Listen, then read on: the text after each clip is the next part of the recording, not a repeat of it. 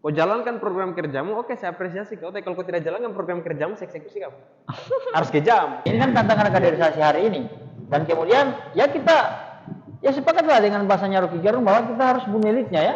Jadi apa yang kita harapkan dengan lembaga yang tidak melakukan kaderisasi? Tiada harapan. Berarti bubarkan lembaga yang tidak melakukan kaderisasi yang sistematis.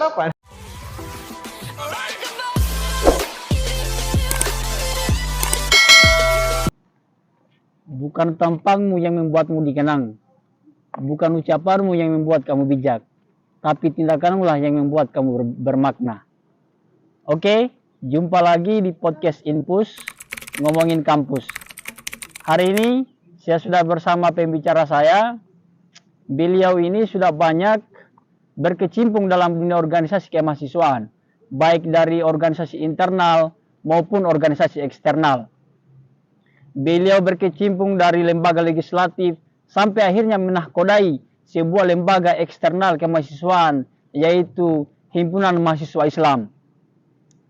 Saya sudah bersama pembicara saya, Bung Gifar. Bagaimana kabar, Bung? Alhamdulillah, kabar baik. Ya. Sekarang apa kesibukannya, Bung? Kesibukan sekarang hanya aktif di organisasi eksternal Himpunan Mahasiswa Islam Komisariat Persiapan Peternakan. Berarti sekarang sibuk urus progresivitas di organisasi HMI nih, HMI. Pasti kali. Eh? Di luar daripada itu kan kita juga punya kesibukan pada persoalan kaderisasi adik-adik yang mau dikader. Ya. Cocok ini, sesuai dengan tema pembicaraan kita hari ini. Siap. Karena Bung hari ini atau pada saat sekarang membahas persoalan kaderisasi, nah ini berhubungan dengan tema yang akan kita bicarakan di tema Infus hari ini. Jadi pembicaraan kita hari ini itu akan membicarakan seputaran kaderisasi dalam dunia kampus. Oke. Jadi pertama, Bung, kalau kita bicara kaderisasi, ya nanti kita menyentuh dua hal kan? Ada lembaga dan ada namanya non lembaga. Nah, yang pertama saya ingin membicarakan ini persoalan lembaga dulu. Ya. Bagaimana penglihatan Bung atau pandangan Bung terkait kaderisasi lembaga kampus hari ini? Saya langsung saja, mungkin kalau pada persoalan lembaga kampus, atau misalkan kita mengenal dua, kalau kita bicara sudah memasuki ranah kampus, kita akan mengenal dua. Ada yang namanya lembaga internal kampus, ada lembaga eksekutif, legislatif. Iya. Nah, itu, ada HMJ juga. Iya, himpunan mahasiswa jurusan ya. Iya. Mereka masuk di dalam organisasi-organisasi yang aktif dan bernaung dalam wilayah kampus. Sedangkan kita, misalkan seperti saya, misalkan di himpunan mahasiswa Islam itu yang di luar daripada kampus, atau kita kenal dengan eksternal kampus. Okay. Nah, di wilayah kampus ini atau organisasi internal kampus ini, mereka aktif pada persoalan bagaimana menjalankan program kerja yang punya impact terhadap kampus. Nah, kaitannya tadi dengan bagaimana pandangan saya misalkan tentang realitas hari ini kita melihat lembaga internal kampus yang ada di lingkup Kota Kendari misalkan yang kita hari ini melihatnya, yaitu bahwa ternyata lembaga internal kampus hari ini hanya bagaimana caranya ketika berada dalam lembaga internal kampus saya menggugurkan tanggung jawab dan sudah itu saja. Tidak berbicara tentang bagaimana dan apa pasca ketika saya berada di lembaga kampus.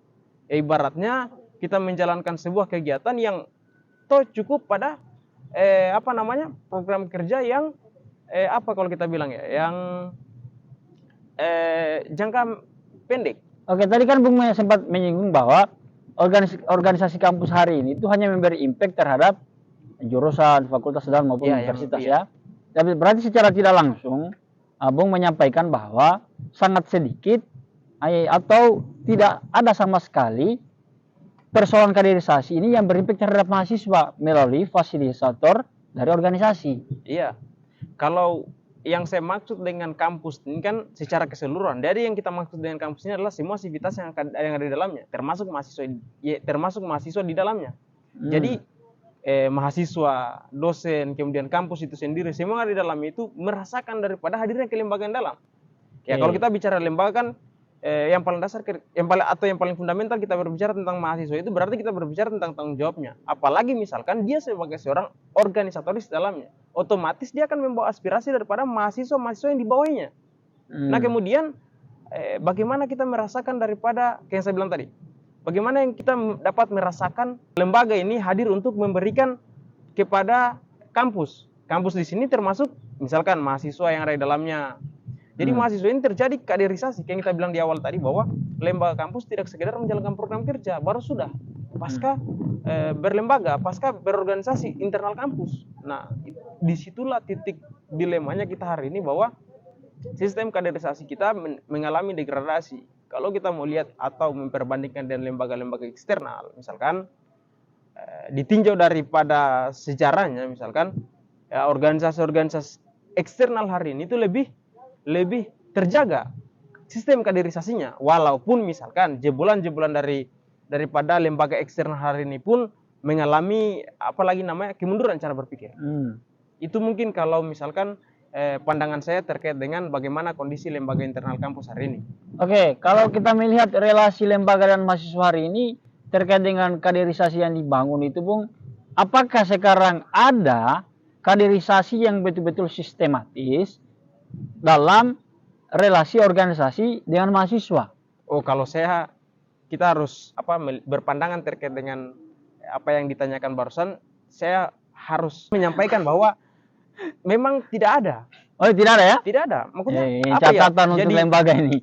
Jadi kita harus melihat fenomena hari ini bahwa misalkan ya kau berada di dalam eksistensi lembaga kampus, kau hanya sebatas hadir di situ, tidak memberikan semisal ya tanggung jawabmu sebagai lembaga kampus ya bagaimana misalkan aspirasinya teman-teman ya fasilitas kampus misalkan yang misalkan jelas misalkan menjadi keluhannya seluruh mahasiswa, atau misalkan pelayanan mahasiswa misalkan dari kampus misalkan itu yang kurang disenangi, atau misalkan ada yang tidak berkenan di hatinya segelintir mahasiswa, itu mesti disampaikan kepada birokrasi, karena perpanjangan tangan daripada birokrasi itu adalah lembaga. Nah, mereka hari ini tidak hadir sebagai itu.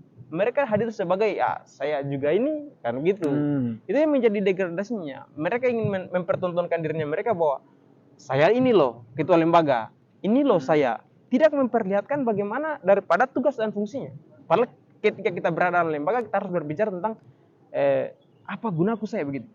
Ngapain saya di sini? Oke. Kalau selanjutnya, Bung, masalah apa yang Bung lihat? Yang Bung lihat persoalan kaderisasi kampus ini. Tadi kan Bung sempat menyampaikan, kita fair-fairan saja, bahwa tidak ada lembaga hari ini yang melakukan sebuah kaderisasi yang masif. Nah, sekarang pertanyaannya, apa problemnya? Ya, jadi kalau saya begini, kalau saya melihat bahwa ada pesan baik yang ditinggalkan oleh senior dan ada kesan buruk yang ditinggalkan juga. Oh ya, ini menarik. Jadi kesan buruknya apa? Kita mulai dari kesan buruk dulu. Jadi kalau kita bicara tentang kesan buruk kan banyak hal yang dilakukan oleh senior-senior kita terdahulu, persoalan problematika kampus. Misalkan mereka mampu mengagitasi massa dengan banyak, tapi di belakang daripada agitasi massa yang besar dalam menyuarakan sebuah kebenaran itu ternyata ada eksploitasi, bukan? Ada tindakan-tindakan eksploitasi yang dilakukan oleh si pelaku ini. Oh ya, sebenarnya sebenarnya ada kaderisasi. Ada kaderisasi, tapi kaderisasi lain-lain. Ya, maksudnya kan kalau kita berbicara persoalan kaderisasi kan tidak bisa kita berbicara pada persoalan kaderisasi yang baik saja. Manakala misalkan tercipta kader yang buruk, berarti proses kaderisasinya juga buruk. Oke, contohnya misalnya. Contoh misalkan, ya hari ini orang kan ini momen baru masuk mahasiswa baru. Oke. Mahasiswa baru. Jadi mahasiswa baru yang masuk di lingkungan kampus, belum mereka menginjakan kampus itu sudah akan diperhadapkan dengan problematika yang begitu besar. Nah, apa itu? Fenomena senioritas misalkan yang ya, dalam tanda kutip senioritas yang sekedar mengeksploitasi daripada adik-adiknya. Ya, contoh yang paling konkret misalkan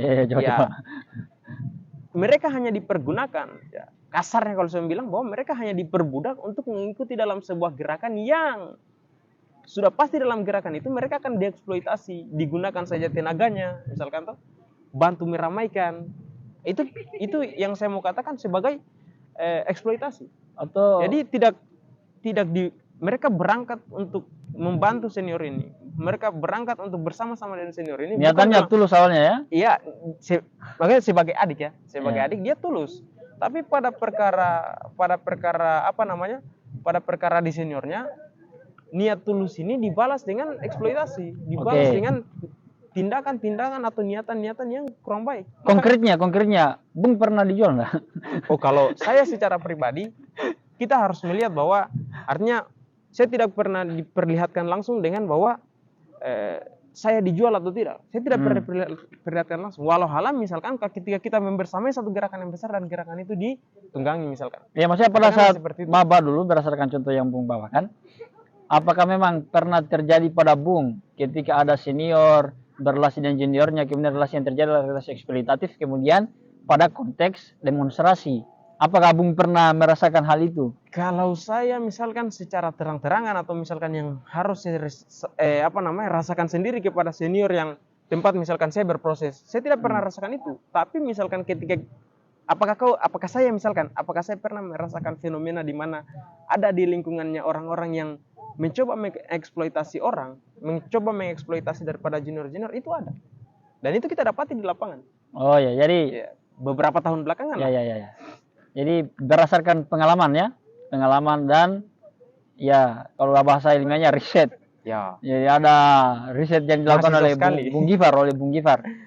Nah, jadi kembali ke topik tantangan tadi, kembali ke persoalan masalah kaderisasinya kita ya. Nah, kalau tadi kan sempat disinggung, ada kaderisasi yang tidak baik yang dilakukan oleh beberapa senior. Ya. Nah, itu kan muatan dari non lembaga berarti. Nah, tadi relasi lembaga dan mahasiswa ini tidak ada kaderisasi yang sistematis. Ya, kalau bicara tersistem. Ya, oke. Nah, masalahnya, substansi masalahnya sebenarnya itu pada apanya? Relasi yang terbangun ini, kalau lembaga dan mahasiswa itu tidak ada kaderisasi, nah sekarang substansi masalahnya di mana? Ya, kalau saya melihatnya substansi masalah ada pada persoalan dua hal. Yang pertama ada di si mahasiswanya sendiri, yang kedua ada pada seniornya yang duluan mengenal pada lingkungan kampus. Kalau kita melihat bahwa sebenarnya ada yang sering mengatakan bahwa saya yang duluan di kampus, otomatis saya yang lebih tahu persoalan kampus. Hal-hal seperti ini kan, bahasa-bahasa seperti ini otomatis ketika kita sudah mengetahui persoalan iklim kampus yang seperti ini, mestinya kita diputus itu barangnya. Makanya berhentilah di situ persoalan yang buruknya, yang baiknya itu ditransfer. Nah, pertanyaannya, apakah itu menjadi satu hambatan besar? Iya, jelas jadi satu hambatan besar. Karena apa? Kita akan membuat sebuah dinamika yang sebenarnya harusnya sudah tidak dirasakan oleh generasi berikutnya.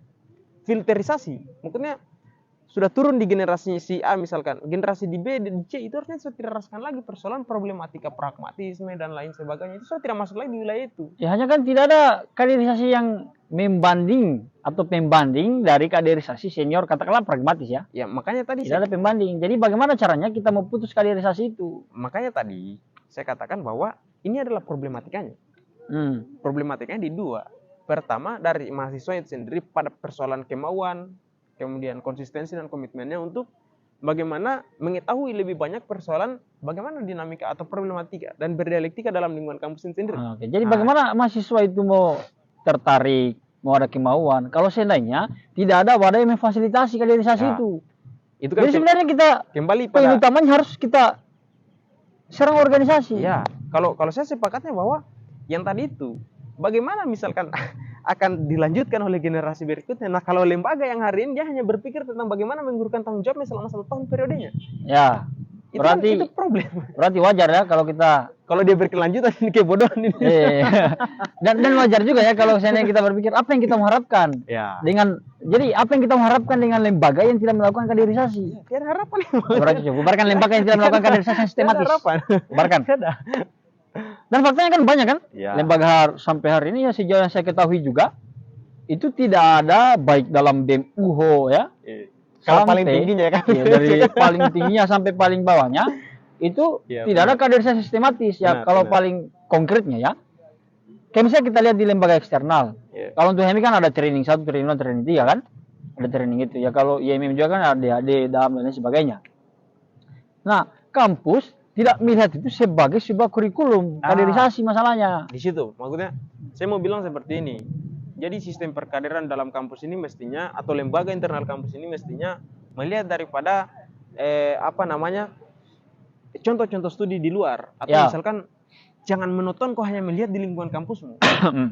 Apa namanya, cara pandangnya mahasiswa hari ini atau orang-orang yang di lembaga hari ini itu mesti sedikit lebarkan atau sedikit perluas.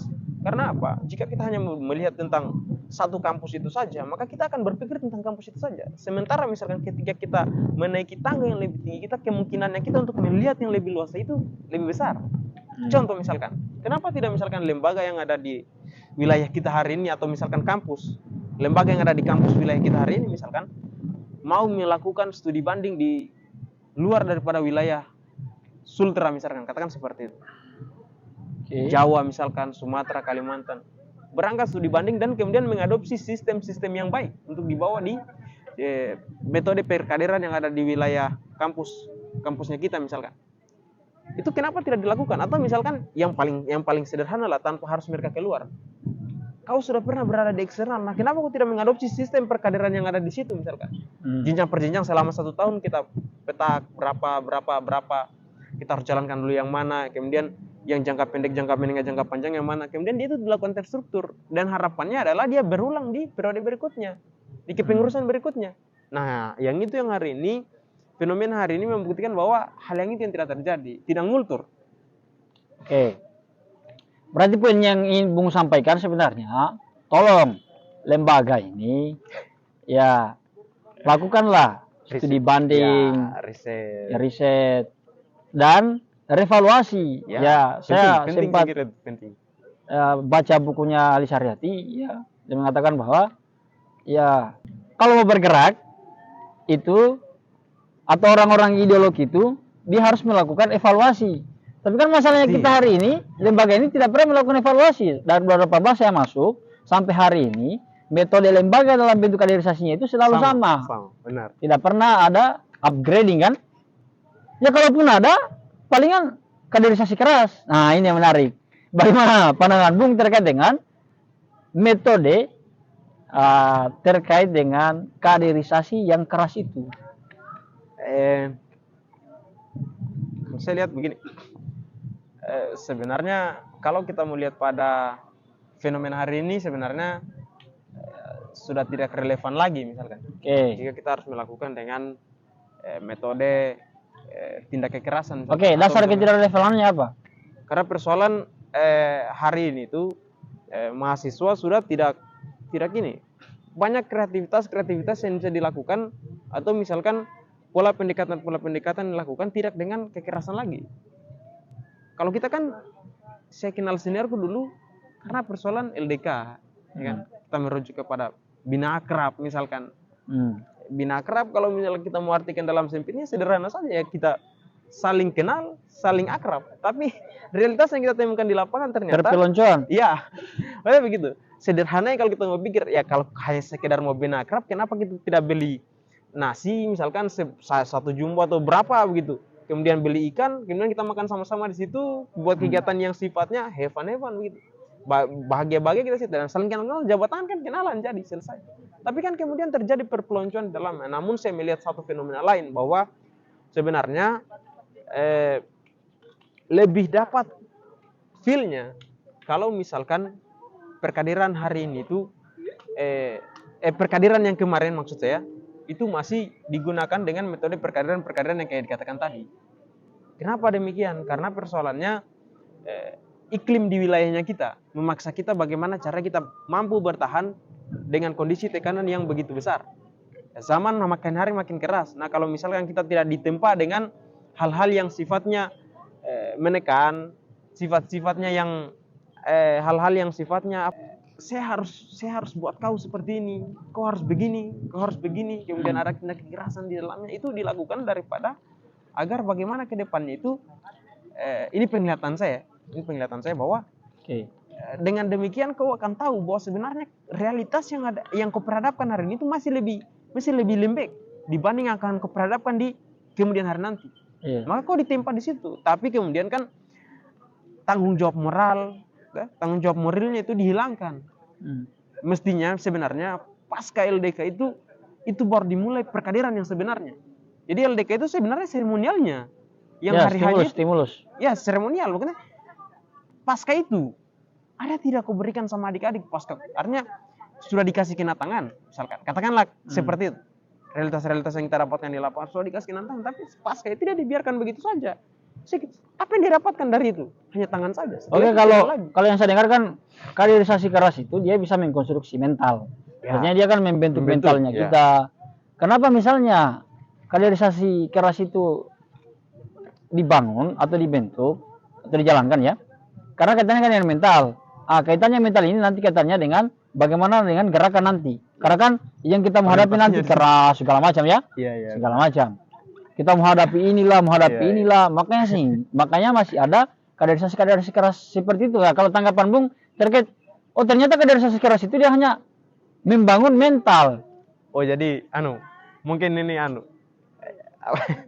seintermezzonya mungkin saya berpandangan bahwa ini adalah salah satu kekeliruan berpandangan terkait dengan bahasanya Tan Malaka yang terkait terbentur baru terbentur.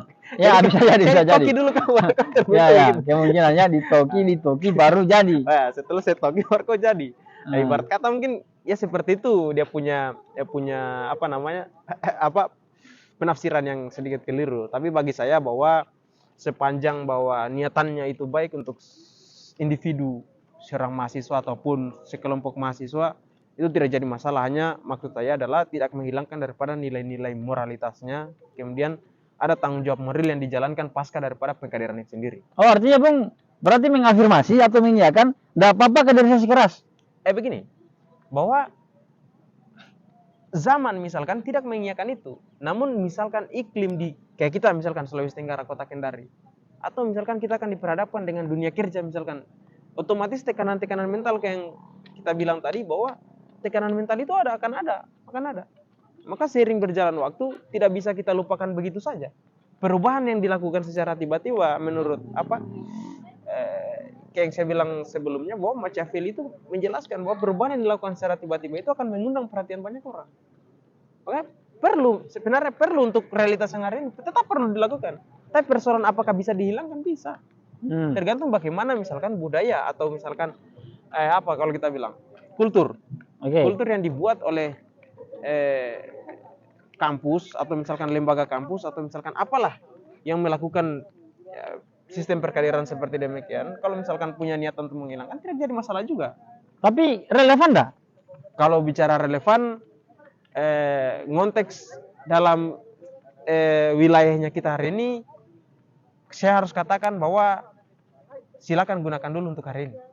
Berarti Bung mengafirmasi bahwa relevan ya kita. Ya. Karena kan kalau Bung menganggap bahwa itu relevan dilakukan, nah dasar pengetahuannya apa yang kita membenarkan dengan perpeloncoan itu? Kita pernah ingat bahwa Rocky Gerung menyampaikan tentang dia lebih senang ketika melihat elit-elitnya ini bunuh-bunuhan. Pertanyaannya siapa yang mau bunuh, Bung?